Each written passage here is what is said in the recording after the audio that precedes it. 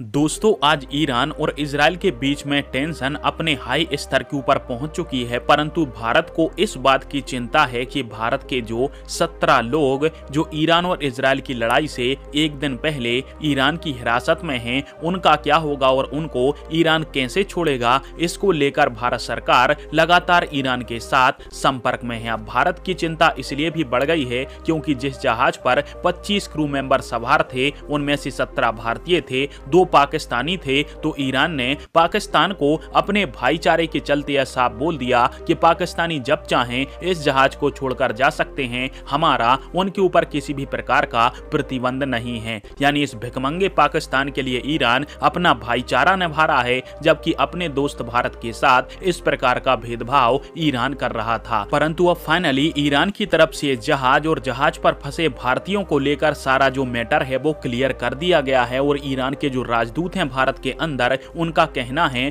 कि भारत के जो 17 नागरिक इस जहाज के ऊपर थे वो पूर्णतः सुरक्षित हैं और ईरान ने उन्हें कोई अरेस्ट नहीं किया है। वो जब चाहें इस जहाज को छोड़ सकते हैं। जी, आप सभी ने सही सुना। स्क्रीन के ऊपर आप सभी इसका आर्टिकल भी देख सकते हो, जिसमें यह सारी जानकारी ईरान के एम्बेसडर ने भारत के अंदर दी है। दरअसल उनका कहना है कि इस समय भारतीय नागरिकों को ईरान से भारत इसलिए नहीं लाया जा रहा क्योंकि फारस की खाड़ी के अंदर तूफान उठा हुआ है और ऐसे समय में ईरान से भारतीय नागरिकों का निकलना भारत के नागरिकों के लिए ही सुरक्षित नहीं है। जिस कारण से जब यह मौसम शांत हो जाएगा तो ईरान खुद ही इन नागरिकों को भारत के लिए रवाना कर देगा। और रही बात कि जहाज ईरान की तरफ से क्यों पकड़ा गया है, तो इसको लेकर ईरान की तरफ से सफाई दी गई, जिसमें ईरान ने कहा है कि यह जो जहाज था वो ईरान की नौसेना की आपातकालीन कालों का जवाब नहीं दे रहा था और इस जहाज को ईरानी क्षेत्र की तरफ भी मोड़ दिया गया था, जिसके चलते ईरान की नौसेना ने फिर इस जहाज को